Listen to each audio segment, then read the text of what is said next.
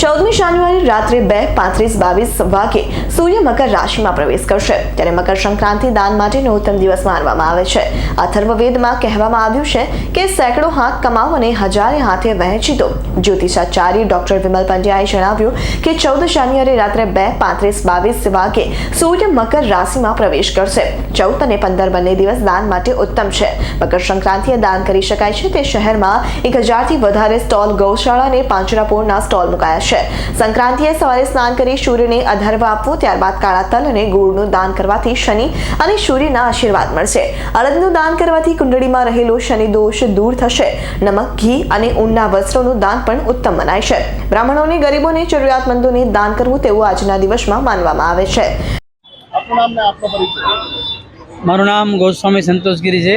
હું આ જગદીશ્વર મહાદેવ મંદિરની પૂજા કરું છું અને આજે મકર સંક્રાંતિનો પાવન એવો પર્વ છે અને આજના દિવસે સૂર્ય એ ધન રાશિમાંથી મકર રાશિમાં પ્રવેશ કરે, એટલે કે આ ધનારથ જે આપણે કમૂરતા કહેવાય તે આજના દિવસે પૂરા થાય અને આજ પછી બધા સારા કાર્યો, લગ્ન છે, બધા સારા કાર્યો આજના દિવસ પછી ચાલુ થાય।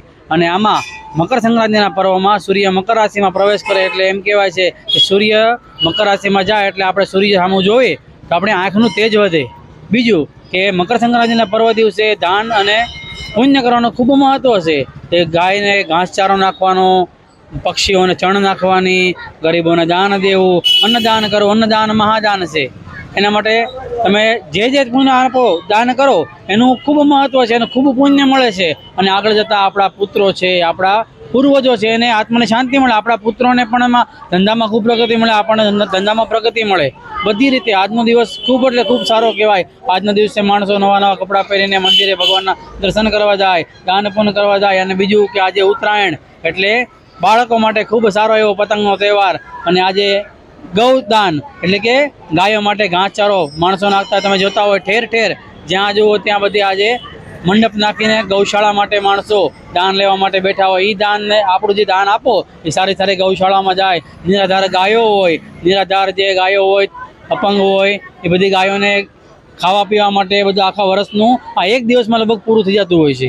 એવું આજનું આ મકર સંક્રાંતિનો પર્વ એટલું કહીને હું મારી વાણીને વિરામ આપું છું। જય ભોળાનાથ, જય હિન્દ, જય Bharat. Bureau report S9 news Surat. અમારી તમામ માહિતીથી અપડેટ રહેવા માટે જોડાયેલા રહો S9 ન્યૂઝ સાથે।